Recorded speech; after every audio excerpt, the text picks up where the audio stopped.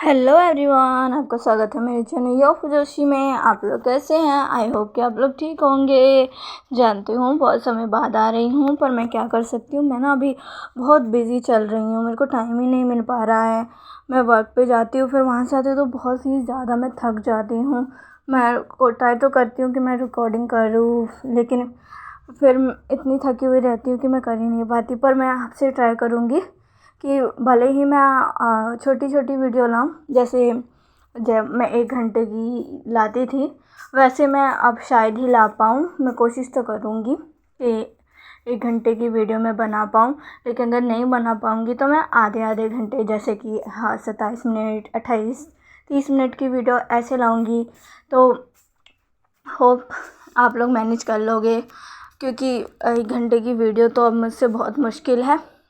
मैं अगर आपके लिए 25 मिनट की भी बना दूँ ना, तो वो भी मेरे लिए बहुत बड़ी बात है, क्योंकि अभी मैं इतना बिज़ी हो गई हूँ।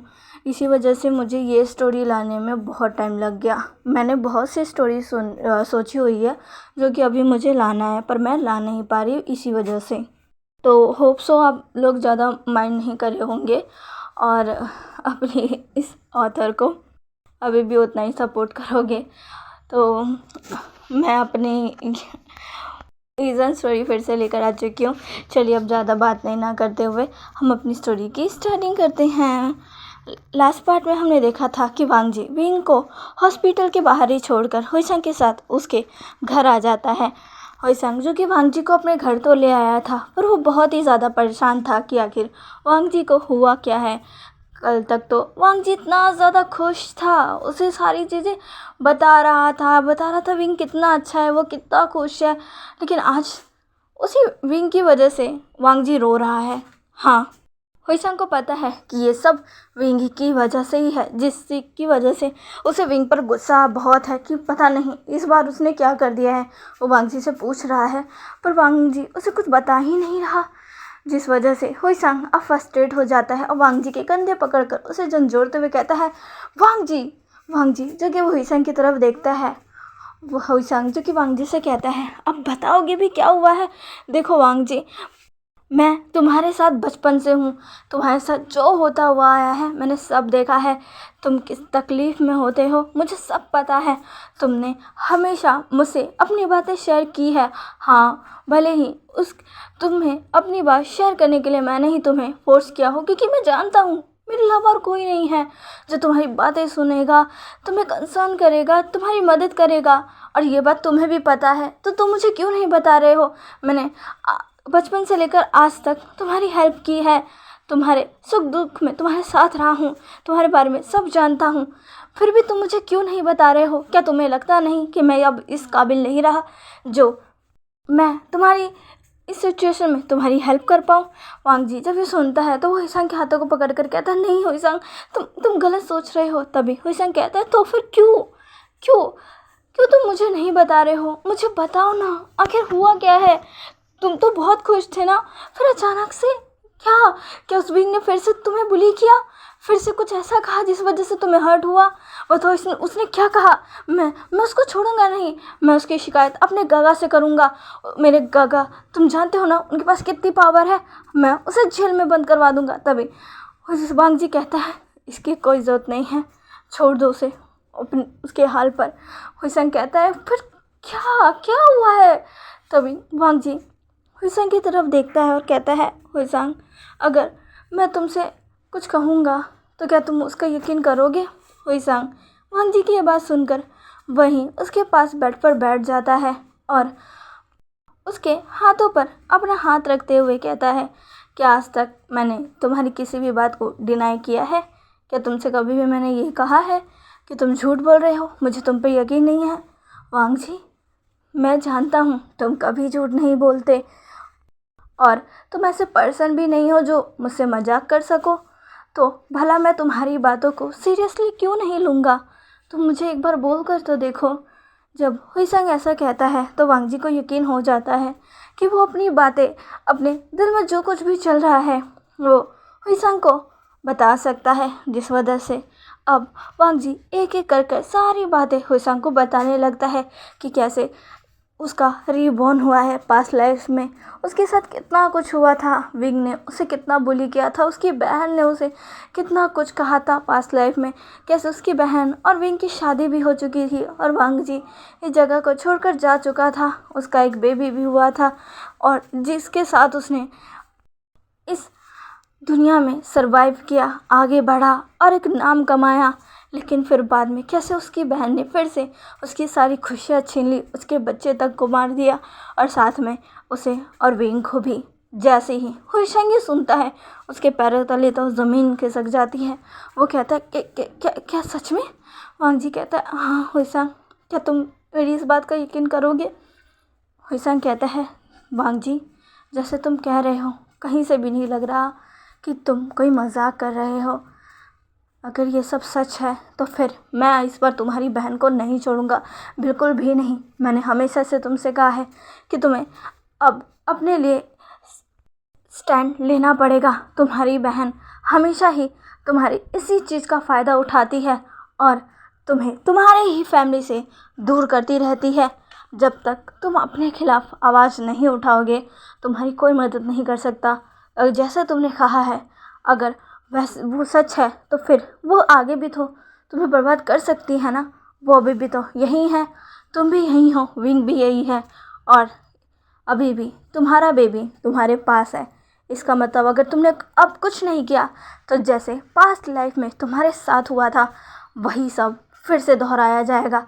तुम फिर से अपने बच्चों को खो दोगे वांग जी। जैसे ही हुईशंग ये कहता है, वांग जी उसके मुंह पर हाथ रख देता और कहता है, नहीं नहीं ऐसा मत कहो हुईशंग, ऐसा मत कहो, मैं अपने बच्चों को नहीं खो सकता। तभी हुईशंग कहता है, अगर नहीं खो सकते तो फिर वही करो जो तुम्हें करना चाहिए। वांग जी कहता है, क्या? हुईशंग अब स्माइल करता है और कहता है, अब तुम्हारी बहन का खेल ख़त्म। अब इस बार मैं उसे तुम्हारे साथ कुछ नहीं करने दूंगा और अब तुम्हें भी अपने लिए स्टैंड लेना पड़ेगा। तुम हांगवांग जुन हो ना, तो चलो हांगवांग जुन बनो और अपने बहन की किए की सज़ा उसे दो, ऐसी सज़ा जिसे वो ज़िंदगी भर तक ना भूले। और तुम अपनी छोटी बहन की मौत का बदला भी लो। नन्ही सी जान जिसने बेवजह अपनी जान गंवा दी, वो भी सिर्फ अपनी बड़ी बहन के चलन की वजह से। क्या तुम्हें नहीं लगता कि उसे भी इंसाफ मिलना चाहिए? वांग जी जब ये सोचता है तो वो कहता है, तुमने बिल्कुल सही कहा हुईशंग, अब मैं उसे बिल्कुल नहीं छोड़ने वाला। अब उसका सामना उसके भाई वांग जी से नहीं बल्कि हांगवांग जुन से होगा, जो उसे बिल्कुल भी नहीं छोड़ेगा। अब वांग जी ने ठान लिया था कि वो अपनी बहन को बिल्कुल भी नहीं छोड़ेगा। ठान तो किसी और ने भी लिया था कि वो वी शाओ को बिल्कुल भी नहीं छोड़ेगा। वो था वीन, जो कि अपने बेस्ट फ्रेंड, अपने पार्टनर, क्राइम पार्टनर भी कह सकते हैं, शो यांग के साथ था और कह रहा था, शो यांग तुम समझ गए ना? शो यांग कहता है, तुम चिंता मत करो, अब उसका खेल ख़त्म हो जाएगा। जैसा तुम चाहते हो विंग वैसा ही होगा। विंग कहता है, और ये सब मुझे जल्द से जल्द करना है। कल ही मुझे उसका पूरा पर्दाफाश करना है। इतना कहते हुए विंग के डार्क आइज अब सामने की तरफ घूरने लगती है। वांग जी जो कि आज की रात हुईशंग के घर पर ही बिताता है, क्योंकि अभी वो ना अपने घर जाना चाहता है ना कहीं और, क्योंकि उसे पता है अगर विंग को पता चला कि वो अपने घर जा चुका है तो वो फिर से उसके पास आ जाएगा और अभी वो किसी का भी सामना नहीं करना चाहता। इसी वजह से लेकिन वो कल ज़रूर जाएगा और कल अपनी फैमिली को उसकी बहन की सच्चाई बताने की पूरी कोशिश करेगा। और अगर उसकी फैमिली नहीं मानी तो फिर वो वही करेगा जो उसे करना चाहिए। इतना सोचते हुए वांग जी अब बेड पर लेट जाता है और अपने हाथों को अपने टमी पर रखते हुए कहता है, इस बार मैं तुम्हें कुछ नहीं होने दूंगा आयुआन। इतना कहते हुए वांग जी की आंखों में आंसू आ जाते हैं। उसका वो प्यारा सा छोटा सा बच्चा जिसके आंखों के सामने हमेशा खेलता मुस्कुराता हंसता हुआ रहता था, उसे कैसे बेरहमी से उसकी बहन ने मार डाला था। उसकी वो खून से लिपटी हुई लाश अभी भी वांग जी को नाइटमेयर देती है। वांग जी जो कि रोता और कहता है, कुछ भी नहीं, कुछ भी नहीं होने दूंगा। इतना कहते हुए वो अपने दोनों हाथों से अपने टमी को पकड़कर अब वैसे ही सो जाता है। विंग, उसकी तो नींद उड़ी हुई थी क्योंकि उसे अभी भी वांग जी और अपने बेबी की बहुत फिक्र हो रही थी। उसे पता तो था कि वो हुईसा के घर पर है और वांग जी के लिए इससे सेफ जगह हो ही नहीं सकती क्योंकि न्यू मिंजे यहाँ के हेड पुलिस ऑफिसर है जिनके अंडर में सारी फोर्स काम करती है और उनके घर में कोई भी कुछ भी नहीं कर सकता। जिस वजह से विंग को थोड़ी सी राहत तो थी, पर वांग जी ने जो उसके साथ किया उसे खुद से दूर कर दिया। उससे बात तक नहीं कर रहा, यहाँ तक कि उसने अपना फ़ोन भी स्विच ऑफ कर दिया है। जिस वजह से वांग जी की इस हरकतों की वजह से विंग को बुरा तो लग रहा है, पर वो जानता है कि वांग जी के पे जो बीती है वो कितना भयानक था। उसने कितना कुछ सहा बचपन से लेकर आज तक, और जब उसने खुद से अपनी ज़िंदगी सुधारी, अपना नाम बनाया, तब उसे उसकी सबसे बड़ी खुशी उसका बेटा भी उससे छीन लिया गया। विंग इसी सब को याद करते हुए कहता है, इस बार मैं तुम्हें कुछ नहीं होने दूंगा लंजा, मेरा यकीन करो।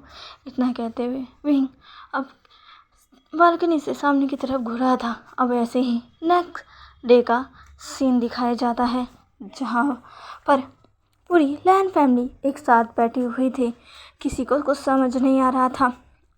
मिस्टर लैन खड़े होते और कहते हैं, क्या तुम सब में से किसी को पता नहीं है कि आखिर वो लड़का है कहाँ? उसका फ़ोन कल से ट्राई किया जा रहा है पर वो फ़ोन ही नहीं उठा रहा। पता नहीं वो कहाँ चला गया। पहले तो उसने कभी ऐसा नहीं किया। तभी लैन विशाओ कहती है, डैड अब वो पहले जैसा थोड़ी ना रहा, अब तो उसके पर निकल आए हैं। जब से उसका रिश्ता वे फैमिली से जुड़ा है तब से उसके बहुत भाव बढ़ गए हैं। डैड आपको पता है वो मुझसे भी बदतमीज़ी से बात करता है। तभी मिसेस लैन कहती है, क्या तुम सच कह रही हो? तभी लैन विशाओ नाटक करते हुए कहती है, हाँ माँ मैं सच कह रही हूँ। मैं ये बात आपको बताना नहीं चाहती थी क्योंकि मैं नहीं चाहती थी कि आप लोग उसे कुछ भी कहो, है तो वो मेरा भाई ही ना। मुझे लगा कि वो मुझसे गुस्सा है, इसी वजह से ऐसा कह रहा है क्योंकि उस समय मैंने हंगामा मचा दिया था उसकी सगाई में, लेकिन वो बार बार मेरे साथ ऐसा ही बिहेव कर रहा है। पता नहीं उसको क्या हो गया है। जैसे ही मिस्टर लैन और मिसेस लैन ये सब सुनते हैं तब उन्हें भी वांग जी पर गुस्सा आता है कि ये लड़का कब से ऐसा हो गया। वो सब इतना सोच ही रहे थे, तभी वहाँ पर किसी की एंट्री होती है जिसे देखकर सब शौक, क्योंकि वो वांग जी था। वांग जी अब अचानक से अपने घर वापस आ चुका था। वांग जी को देखकर मिस्टर लैन वांग जी से कहते हैं, तो तुम आ गए, कहाँ थे रात भर? तभी वे शॉ नाटक करते हुए कहती है, पता नहीं कहाँ मुंह मार रहा था ये। जैसे ही वांग जी ये सुनता है वो अब एक पल भी वेस्ट नहीं करता और सीधा वे शॉ के पास जाकर उसे ज़ोरदार एक चाटा मारता है और कहता है, मैं तुम्हारी तरह नहीं हूँ, समझी तुम, जो किसी के भी बिस्तर पर लेट जाए। मैं तुम्हारी तरह खिलौना नहीं हूँ। इतना कहते हुए वांग जी पहली बार वी शॉ को गुस्से में घूर रहा था और पहली बार उसने वी शॉ पर हाथ उठाया था, जिसे देखकर तो सभी लोग बहुत ही ज़्यादा शॉक हो गए थे। खुद वी शॉ कि अचानक से वांग जी को क्या हो गया।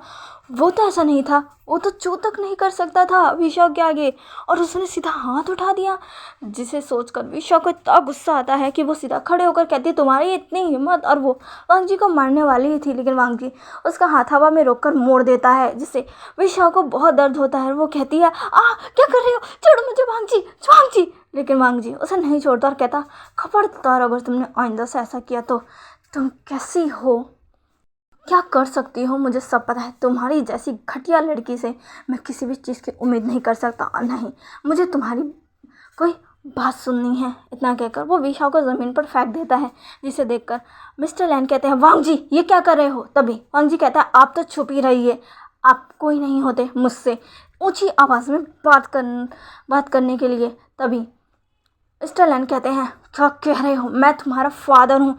तभी वांग जी हंसता है और कहता है, फादर, ज़रा मुझे बताएंगे कि आपने फादर वाली कौन सी रिस्पॉन्सिबिलिटी उठाई है? वांग जी की ये बात सुनकर सभी लोग बहुत ही ज़्यादा शॉक हो गए थे, क्योंकि वांग जी अचानक से उसे क्या हो गया।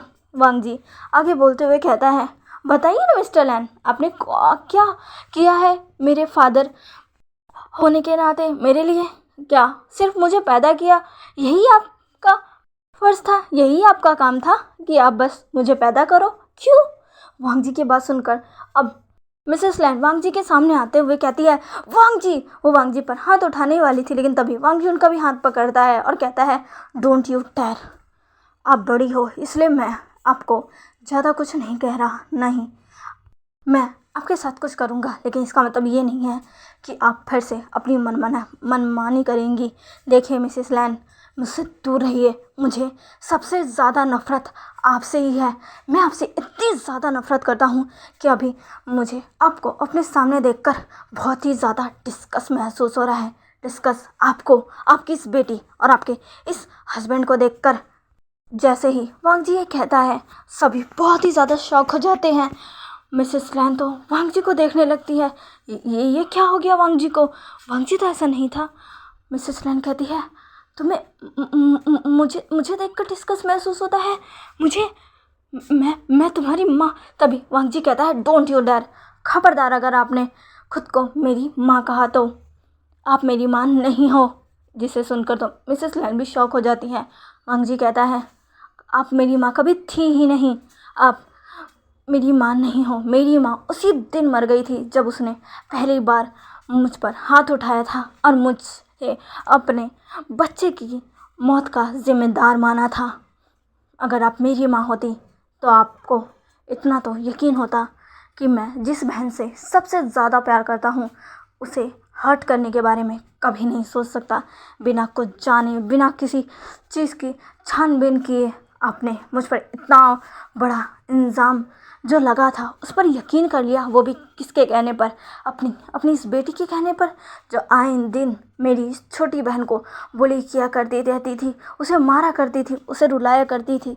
ये बात आप भी इतने अच्छे से जानती थी, लेकिन फिर भी आपने उसका कहा माना। आपने और आपके इस हस्बैंड ने, सब ने इसका कहना माना, जिसने सिर्फ खुद का सोचा, खुद का। उसे मेरी छोटी बहन से इतनी ज़्यादा जलन थी कि उसने उसे मार डाला और मुझ पर उसका झूठा इल्ज़ाम लगा दिया ताकि मुझसे सब नफ़रत करें। और यही हुआ, सब ने मुझसे नफ़रत की, किसी ने मेरा हाल नहीं पूछा। बचपन से लेकर आज तक मैंने ही खुद को संभाला है। इतनी सी उम्र में मैंने वो सारे काम किए जो वो बच्चा करता है जिसके पेरेंट्स नहीं होते। पेरेंट्स होते हुए भी मैंने एक अनाथों की ज़िंदगी जी है और मैं खुद को अनाथ ही समझता हूँ, क्योंकि मेरे पेरेंट्स उसी दिन मेरे बचपन में ही ख़त्म हो गए थे जब उन्होंने मेरे साथ वो किया था। जैसे ही सभी ये सुनते हैं, सभी शॉक हो जाते हैं। तभी विशाओ खड़ी होते हुए कहती है, ये झूठ बोल रहा है डैडी, ये झूठ बोल रहा है। ये सब वो सब इसी ने किया था। मैंने खुद अपनी आंखों से देखा था। उसी ने हमारी छोटी बहन को धक्का दिया था। इसी ने किया था। तभी वांग जी जो विशाओ की तरफ घूरता और कहता है, इसका तुम्हारे पास क्या सबूत है? क्या सबूत है? क्या मैं वहाँ था? अगर तुम्हें याद हो तो वहाँ से तुम भाग कर आई थी। किसी ने ये चीज़ नोटिस क्यों नहीं किया कि पूल साइड से जो आया था वो विशाओ थी और मैं जहाँ से आया था वो जगह पुल साइड से दूर थी। मैंने जब अपनी छोटी बहन को डूबते हुए देखा था तब मैं वहाँ गया था और ये बात आप सबको पता थी कि मैं गार्डन एरिया में हूँ और पुल साइड पर विशाओ थी और मेरी छोटी बहन। जैसे ही सबको याद आता है वो भी सोचते हैं, हाँ उस समय तो ये चीज़ उन्होंने नोटिस ही नहीं की। सारे विशाओ की तरफ देखने लगते हैं। विशाओ कहती है, तुम बातों को घुमाने की कोशिश मत करो, वो तुमने ही किया था। तभी पीछे से आवाज़ आती है, वांग जी ने कुछ भी नहीं किया था। जैसे ही ये आवाज़ आती है सभी उस तरफ देखते हैं जहाँ पर विंग खड़ा था। उसके साथ में शू यांग भी था और साथ में कुछ पुलिस फोर्स। विंग अब अंदर आता है और कहता है, वांग जी ने कुछ भी नहीं किया था, सब कुछ तुमने किया, सब कुछ तुम्हारी चाल थी। अपनी छोटी बहन को तुमने मारा, उसकी मौत का इल्ज़ाम तुमने मेरे वांग जी पर लगाया और उस रात तुमने मुझे ड्रग दिया ताकि तुम मेरे करीब आ सको और फिर उसकी वजह से हमारी शादी हो सके। क्यों? मैंने सही कहा ना? जैसे ही विशाओ ये सुनती है, वो एकदम पसीना पसीना हो जाती है कि ये विंग विंग क्या कह रहा है, उसे कैसे पता। जैसे ही लैन फैमिली सुनती है, वो कहने लगती है ये तुम क्या कह रहे हो। तभी विंग अब सारी घटना के बारे में बताने लगता है, कैसे विशाओ ने उसे ड्रग दिया, लेकिन गलती से वो उस समय वहाँ नहीं पहुँच पाई और वांग जी उसके पास आ गया, जिस वजह से वांग जी के साथ उसने लाइफ स्पेंड की और अब वांग जी उसके बेबी से प्रेग्नेंट है। ये सुनकर तो विशाओ को और गुस्सा आता है। विशाओ कहती है इसका मतलब इसी वजह से तुम इससे शादी कर रहे हो ना विंग। मैं तुम्हें बताना चाहती हूँ ये सब इसका प्लान था, सब इसने किया था ताकि ये तुम्हारे साथ सोए, तुम्हारे बेबी से प्रेग्नेंट हो और तुमसे शादी। लेकिन तभी विंग ने जोरदार झन्नाटेदार छटा विशाओ के गाल पर ऊपर मार दिया था, जिस वजह से वो फिर से नीचे गिर गई थी। इस बार उसके लिप्स के कॉर्नर से ब्लड भी निकलने लग गया था, जिसे देखकर तो विशाओ भी शॉक हो गई थी। विंग कहता है झूठ, और कितना झूठ बोलोगी, झूठ पर झूठ, झूठ पर झूठ, आखिर कितनी गिर सकती हो तुम। मुझे तो यकीन नहीं होता कि तुम वांग जी की सगी बहन हो। यकीन नहीं होता कि जिसे तुमने मारा वो तुम्हारी सगी बहन थी। विंग अब मिस्टर लैन की तरफ देखता है और कहता है मिस्टर लैन, आप इतने लापरवाह कैसे हो सकते हैं। आपका इतना बड़ा मैंशन है, आपने अपने मैंशन की सिक्योरिटी के लिए हर तरफ के सीसीटीवी कैमरे रखे हुए थे ताकि कोई भी चोर या फिर आपके परिवार के किसी भी सदस्य को कोई हानि ना पहुंचे। और जब आपके घर उस समय वो हादसा हुआ था तब आपने इतनी भी जहमत नहीं ली कि आप उस सीसीटीवी कैमरे को देखें। जैसे ही मिस्टर लैन ये सुनते हैं, वो कहते क्या तुम क्या कह रहे हो, मैंने किया था लेकिन उसमें कुछ नहीं आया था। विंग कहता है कुछ इसलिए नहीं आया था क्योंकि उस समय वो रियल सीसीटीवी इमेज किसी ने चुरा ली थी और उसकी जगह वो नकली सीसीटीवी फुटेज को रख दिया था। मिस्टर लैन कहते हैं कौन था वो। तभी विंग इशारा करता है और एक इंसान को उसके सामने ज़मीन पर लाकर पटक दिया जाता है, जिसकी हालत बहुत बुरी थी, जिसे देखकर तो वहाँ पर सभी लोग चौंके हुए थे क्योंकि ये इंसान इतने सालों बाद वो कोई और नहीं बल्कि मिस्टर लैन का ही भाई लैन चिरैन था। मिस्टर लैन कहते हैं चिरैन तुम। तभी विंग बताता है यही था वो, इसी ने वो किया था, इसको पता था कि इससे इसका बहुत फ़ायदा होगा, इसलिए इसने रियल सीसीटीवी फुटेज चुरा ली। और तब से लेकर आज तक ये उस सीसीटीवी फुटेज से की वजह से तुम्हारी बेटी विशा को ब्लैकमेल करता है, जिस वजह से इसने इसकी बात मानकर धीरे धीरे इसे पैसे पहुंचाने शुरू किए। यहीं तक इसका लालच ख़त्म नहीं हुआ, धीरे धीरे कंपनी के सारे शेयर सब कुछ इसने अपने अंडर लेना स्टार्ट कर दिए। आपको कभी भी शक नहीं हुआ कि आपकी कंपनी का डाउनफॉल आखिर क्यों हो रहा है, जबकि आप इतनी मेहनत कर रहे हो, साथ में आपकी ये प्यारी सी बेटी भी आपका साथ दे रही है। आपने कभी भी नोटिस नहीं किया कि जब से आपने अपनी बेटी को अपनी कंपनी में लाया है तब से ही आपका डाउनफॉल स्टार्ट हो चुका है। आपकी बेटी आपकी कंपनी के सीक्रेट इस इंसान को पहुंचाती थी और ये इंसान वो सारी इन्फॉर्मेशन दूसरी कंपनियों को देता था। जैसे ही मिस्टर लैन ये सुनते हैं, उनका पारा हाई हो जाता है। वो तुरंत ही विशा के पास जाकर उसे ज़ोरदार तमाचा मारकर अब तमाचे पर तमाचा मारने लगता है। कहते क्या कह रहा है ये सच है, तुम ऐसा कैसे कर सकती हो। हाँ, मैंने तुम पर इतना भरोसा किया और तुमने मेरी कंपनी को पूरी तरीके से डुबा दिया, वो भी मेरे इस अय्याश भाई के साथ मिलकर। हाँ, इसका मतलब वो तुम थी। तभी विंग कहता है अब आप उस दिन की सीसीटीवी फुटेज नहीं देखोगे। मिस्टर लैन जैसे ये सुनते हैं वो कहते क्या। तभी विंग अब शोयांग को इशारा करता है। शोयांग वहीं पर अपना लैपटॉप ऑन कर उस समय की यानी कि जब वो हादसा हुआ था तब की सीसीटीवी फुटेज निकालता है, जिसमें साफ साफ दिख रहा था कि कैसे विशाओ ने ही अपनी बहन को धक्का दिया था। उसकी बहन कैसे चिल्ला रही थी, उससे बैक कर रही थी, पर विशाओ बिल्कुल भी नहीं सुन रही थी। और जब वांग जी चिल्लाकर अपनी बहन को बचाने के लिए आ रहा था तब जाकर विशाओ बाहर भाग कर गई थी और सबको बुला कर लाई थी, लेकिन तब तक बहुत ही ज़्यादा देर हो चुकी थी। जैसे ही सब ये देखते हैं सब हक्के बक्के रह जाते हैं। मिसेस लैन तो अब बिल्कुल भी खड़ी नहीं हो पाती, वो बैठ जाती है। उसकी बच्ची की मौत की जिम्मेदार जो था उसे वही इतने समय से पाल रही थी, उसे सब कुछ दे रही थी, जो उसकी रियल गुनहगार थी और जिसने उसकी बच्ची को बचाने की कोशिश की, उसने उसे कितनी बदतर ज़िंदगी दी, उसके हाल पर छोड़ दिया। कभी भी वांग जी से ये नहीं पूछा कि वो ठीक है कि नहीं। जब वो बीमार हुआ, जब वो थका, जब उसे बहुत मुश्किल हो रही थी, उसकी कॉलेज की फीस, उसके वो सारा काम, वो सब कुछ वांग जी ने खुद के इतनी छोटी सी उम्र से उसने दूसरों के घरों पर काम करना स्टार्ट किया, छोटे छोटे स्टॉल पर, ताकि वो अपना गुजारा कर सके। अपने स्कूल का खर्चा, अपने कॉलेज का खर्चा वांग जी खुद उठाता हुआ आ रहा है। अब जाकर मिसेस लैन को पछतावा हो रहा था। मिसेस लैन जो कि विशा को घूर कर देखती है, और अब वो जाकर विशा को चाटों पे चाटे मारने लगती है, उसके बालों को खींचने लगती है और कहती है, तुमने ऐसा क्यों किया? तुमने मेरी बेटी को मार डाला। हाँ, अपनी छोटी बहन को तुम ऐसा कैसे कर सकती हो? तुम जिंदा नहीं रह सकती, मैं तुम्हें मार डालूंगी। इतना कहकर वो विशा को गला घोटने लगती है, लेकिन विशा अपनी मॉम को इतना ज़ोर से धक्का देती है कि वो जाकर सीधा टेबल से टकरा जाती है, जिससे उनके सर से खून निकलने लगता है। विंग अब सबको इशारा करता है और पुलिस ऑफिसर जाकर विशा को पकड़ लेते हैं, उसके हाथों में हथकड़ी डाल देते हैं, साथ में उस चिरान को भी। विशा कहती है, नहीं नहीं, मैंने कुछ नहीं किया, सब कुछ ये इस वांग जी ने किया है। विंग विंग मेरा यकीन करो, विंग विंग तुम मेरे साथ ऐसा नहीं कर सकते। विंग विंग विंग मेरा यकीन करो, ये इस वांग जी की चाल है, सब इस वांग जी की चाल है। विंग तुम मुझे जानते हो ना, मैं कैसी हूँ, और ये वांग जी। तभी विंग कहता है, हाँ मैं बहुत अच्छे से जानता हूँ कि तुम कैसी हो। तुम वो लड़की हो जो खुद के आगे किसी की नहीं सुनती। खुद की इच्छा पूरी करने के लिए, खुद को सेटिस्फाइड करने के लिए तुम किसी की भी जान ले सकती हो, और तुम्हें इसका पछतावा भी नहीं होता।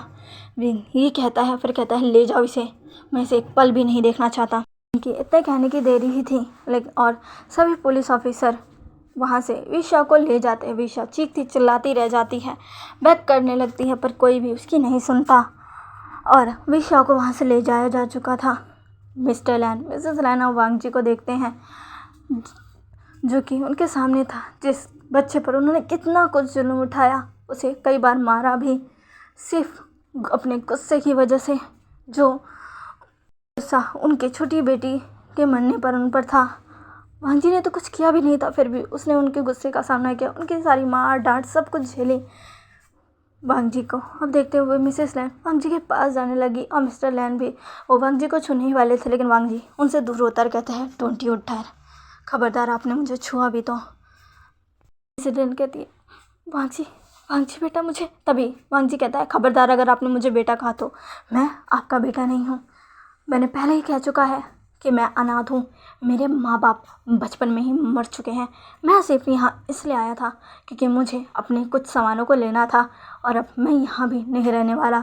जैसे ही वांग जी ये कहकर अपने रूम की तरफ जाने वाला था, तभी मिसेस लैन उसका हाथ पकड़ लेती है और कहती है कि क्या कह रहे हो तुम?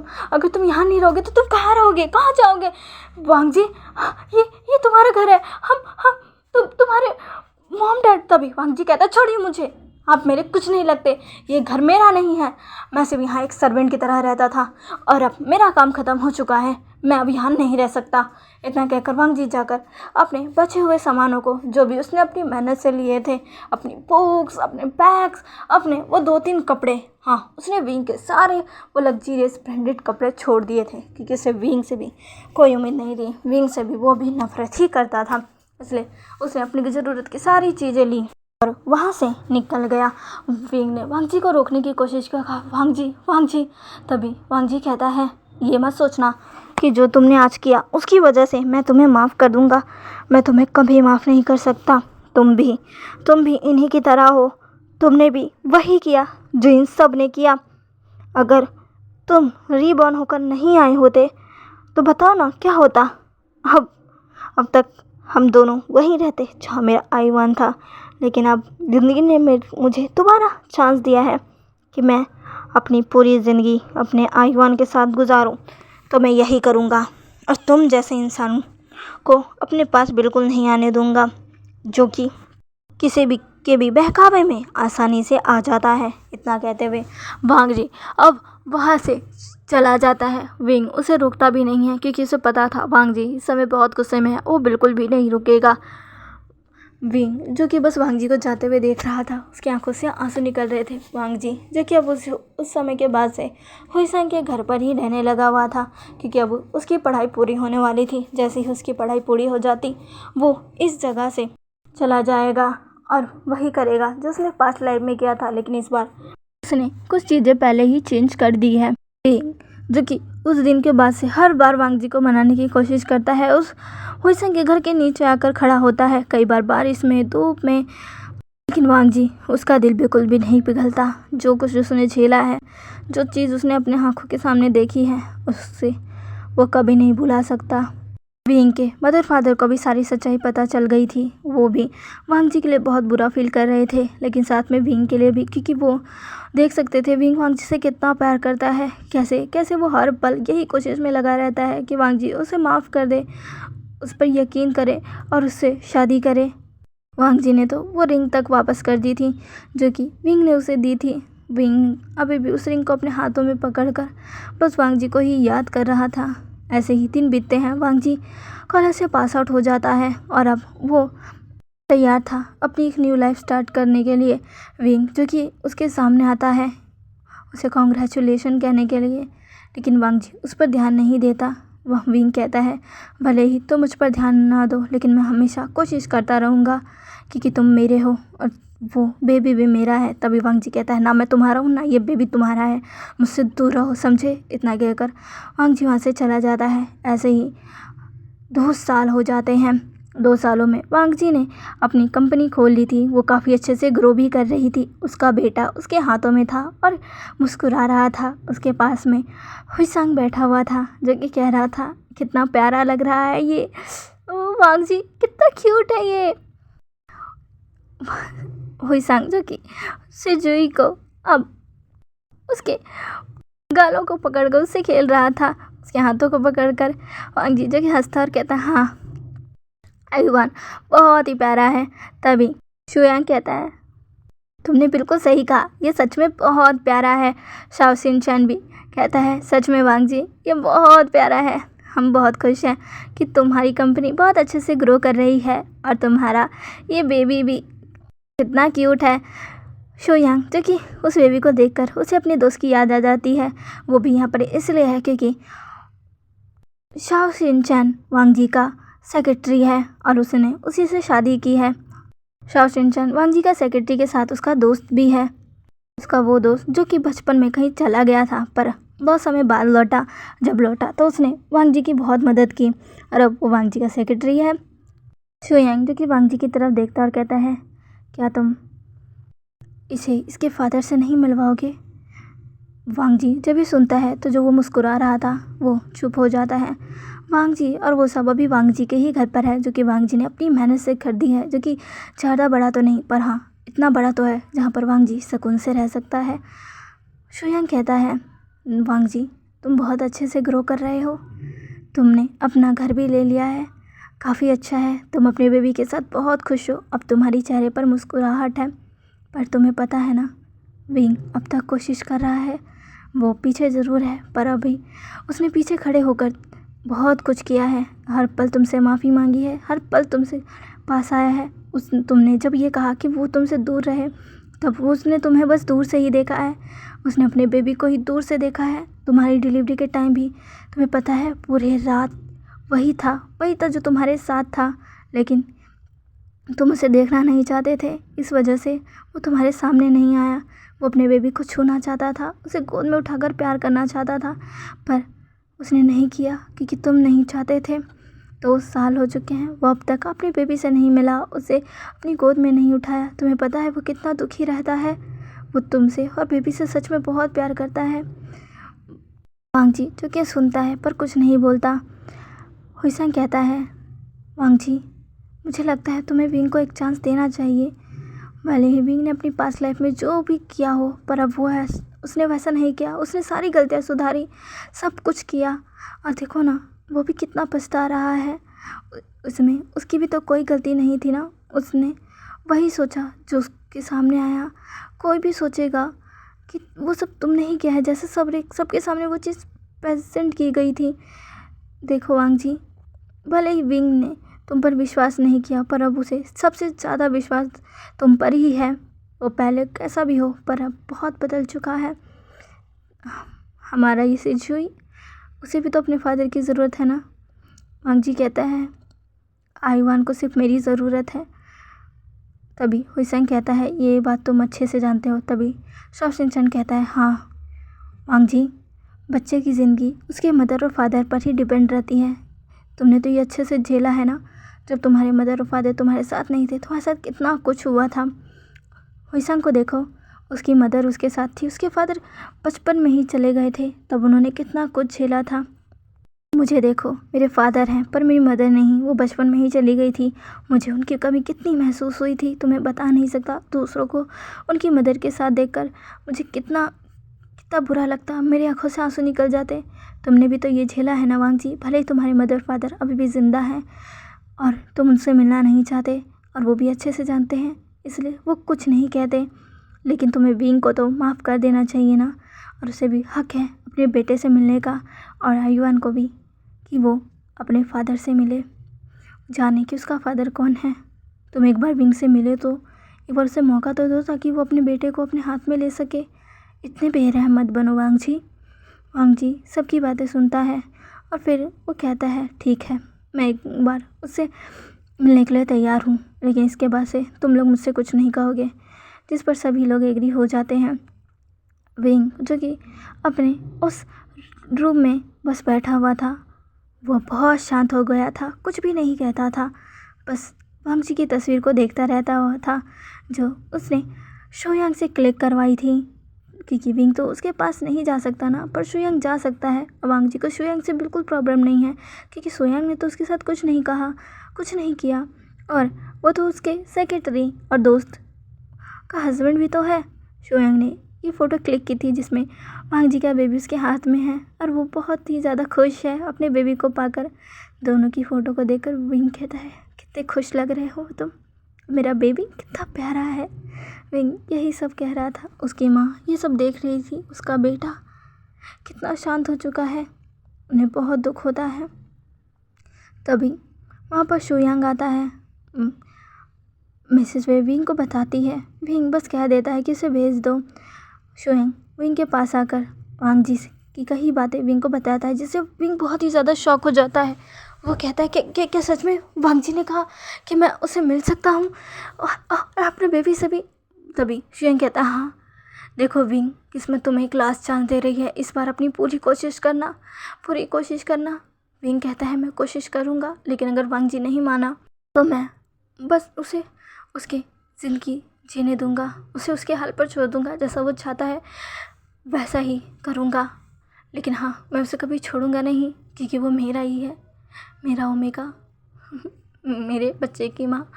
इतना कहकर विंग एक टूटी सी हंसी देता है, जिसे देखकर शोयांग को बिल्कुल अच्छा नहीं लगता। ऐसे ही अब विंग और वांग जी की मीटिंग की डेट भी आ जाती है, जहाँ पर वो और विंग मिलते हैं। यानी कि वांग जी के घर पर। वांग जी का घर देखकर विंग बहुत ही ज़्यादा खुश था। वो हमेशा से वांग जी के साथ इसी घर में रहना चाहता था। वांग जी का ये प्यारा सा घर जो कि गार्डन, जो कि पेड़ पौधों से घिरा हुआ है। यहाँ पे बहुत खूबसूरत गार्डन है जो कि वांग जी ने खुद बनाया है। बहुत से प्यारे प्यारे फूल है। विंग को पता है वांग जी को गार्डन कितना पसंद है, फूल और जानवरों से कितना प्यार है, तभी तो उसके गार्डन में बनी भी है। विंग जो कि वांग जी का इंतज़ार कर रहा था, तभी वांग जी आयुआन के साथ वहाँ पर आ जाता है। अपने बेटे को पहली बार देखकर विंग की आंखों में आंसू आ जाते हैं। लास्ट टाइम उसने आयुआन को तब देखा था जब उसने जन्म लिया था, क्योंकि हाँ उस समय वांग जी ही के साथ विंग ही था, क्योंकि डिलीवरी के टाइम ओमेगा को जिसकी सबसे ज़्यादा ज़रूरत होती है वो उसका अल्फा ही होता है। तब विंग उसके साथ था, लेकिन वांग जी को बुरा ना लगे इसलिए उसने उस समय अपने बेटे को अपने हाथ में तक नहीं लिया था। ऐसे ही वांग जी विंग को देखकर अब उसके पास आता है और कहता है बैठो। वांग जी जब ये कहता है तो विंग कहता हाँ, विंग बैठता तो है पर उसकी नज़र उसके बच्चे पर ही रहती है। वांग जी ये देखता है और फिर कहता है ये आयुआन है, इसका बर्थ नेम आयुआन है, पर ऐसे इसे सब शिजोई कहते हैं, पर मैं इसे आयुआन कहता हूँ क्योंकि ये इसका वो नेम है जो मैंने दिया है, और शिजोई उसका वो नेम है जो ये वो बड़े होकर जाना जाएगा। विंग कहता है बहुत अच्छा है, मैं बहुत खुश हूँ। विंग की नज़र अभी भी शिजोई पर ही थी। वांग जी जो कि कहता है अगर तुम इसे लेना चाहते हो तो ले सकते हो। विंग कहता है क्या सच में? वांग जी कहता है वो सिजुई को आगे बढ़ा देता है।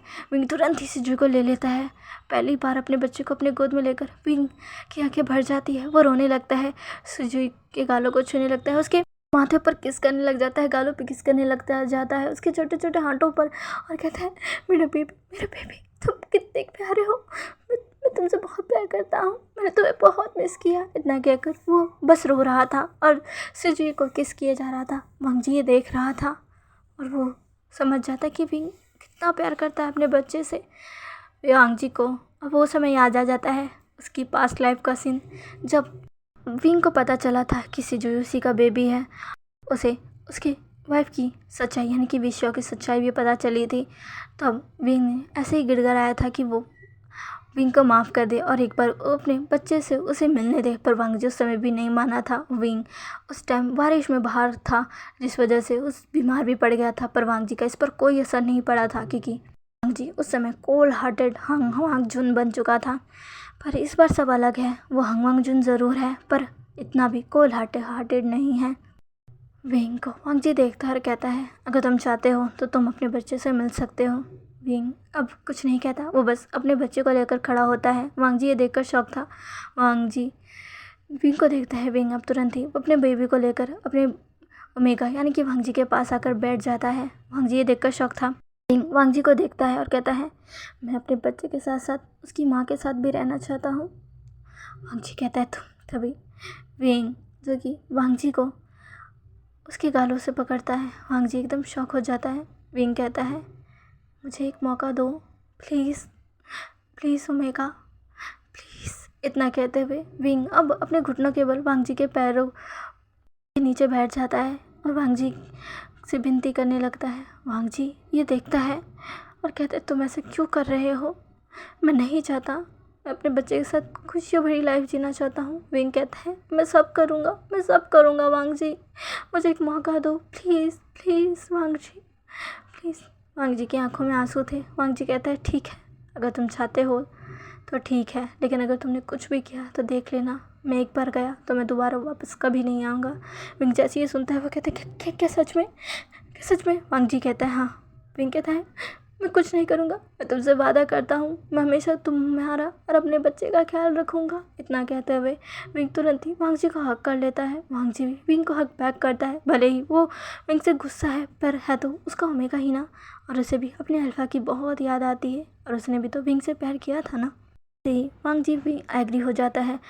वांग जी की ये बात सुनकर विंग इतना खुश हो जाता है कि विंग वांग जी को हक करने के साथ साथ अब उसे उसके होठों पर किस भी करने लग जाता है, जिससे वांग जी उसे दूर हटाता और कहता है इतनी जल्दी नहीं। विंग कहता है माफ़ करना। अब ऐसे ही विंग और वांग जी अब डिसाइड करते हैं कि वो लोग अब शादी कर लेंगे।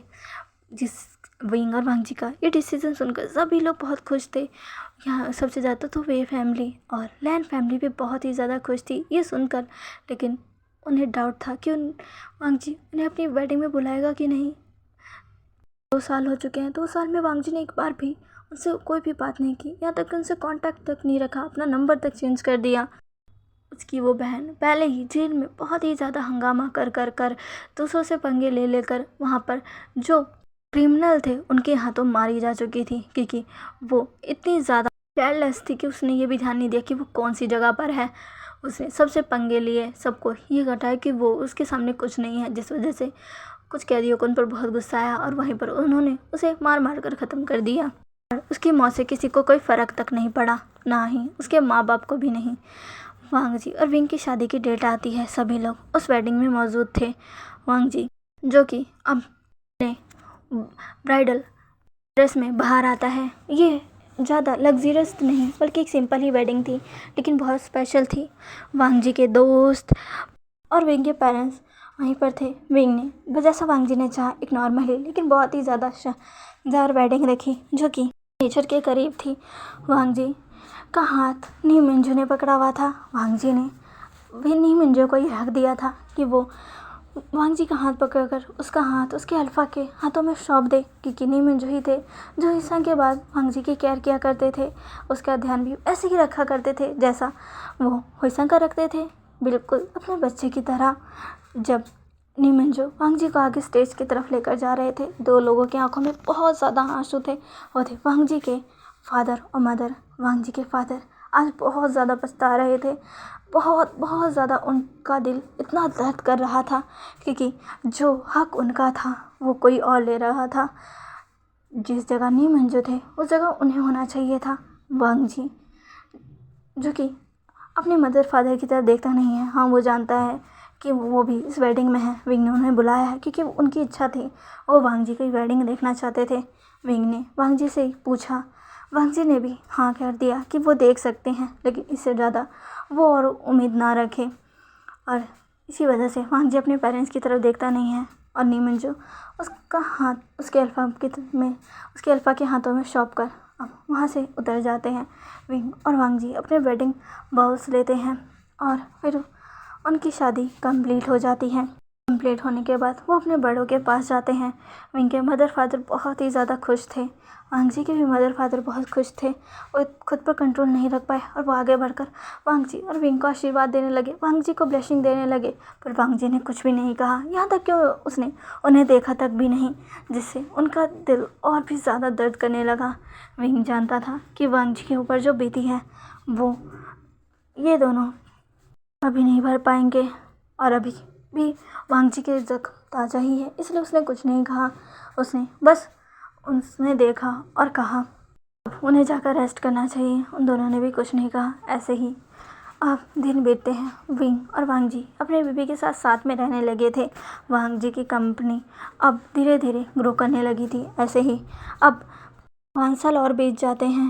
विंग और वांग जी सब साथ में काम करने लगे थे। वांग जी की कंपनी अब टॉप पर आ चुकी थी और वांग जी नहीं, हंगवांग जुन था। और विंग इस बार बहुत ही खुश था क्योंकि वो अपने ओमेगा और अपने बेबी के साथ था। भले ही विंग और वांग जी के बीच में अभी वो रिश्ता है ही नहीं, लेकिन उनका रिश्ता इन कुछ सालों में बहुत ही ज़्यादा सुधरा है। अब वो वांग जी को हग भी कर सकता है, उसे छेड़ भी सकता है। इतना तो हक उसे मिल चुका है, जिस वजह से वो आज भी वांग जी को पीछे से हक करता है और कहता है प्लीज़ मत जाओ ना।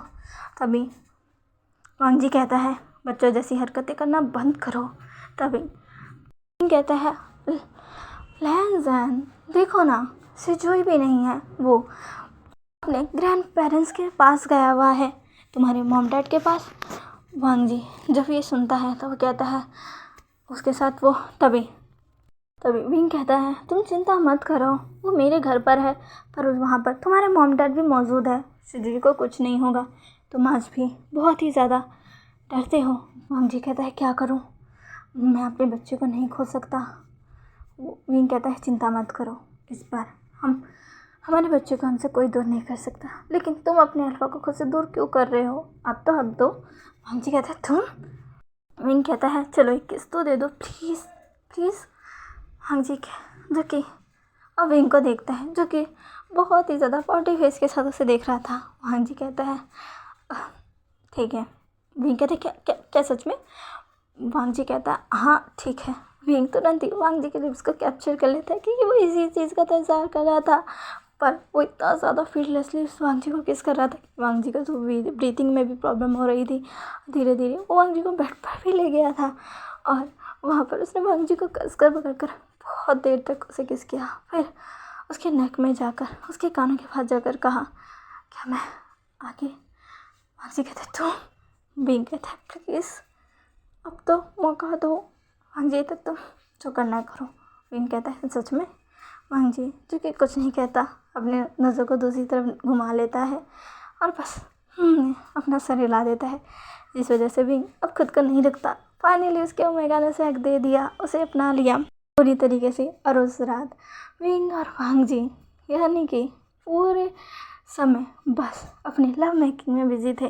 जब वांग जी कह रहे थे तुम ज़्यादा छोड़ो मुझे।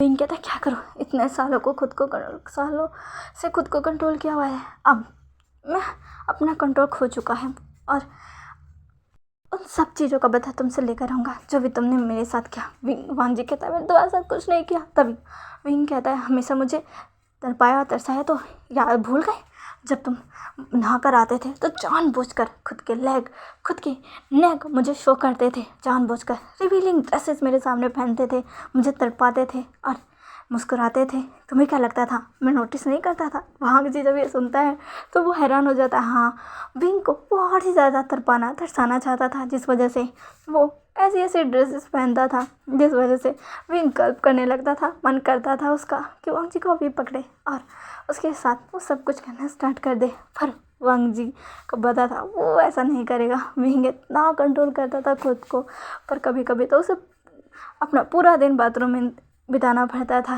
जिससे वांग जी को बहुत खुशी होती थी। पर अब विंग सारी चीज़ों का बदला ले रहा था। वांग जी कहता वो तुम्हें तभी विंग कहता क्या, अब तुम मुझसे बच नहीं सकते। इतना कहते ही विंग अपनी लव मेकिंग में बिजी हो जाता है। और ऐसे ही हमारी ये स्टोरी एंड हो जाती है।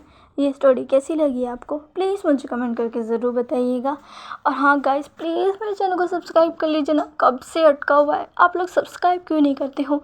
प्लीज़ प्लीज़ प्लीज़ करिए जल्दी ही। अब हमारी 4K की फैमिली कीजिए, ताकि मैं आपके लिए एक न्यू वन शॉट लेकर आ सकूँ, जो कि बहुत अलग होगी। Okay, bye.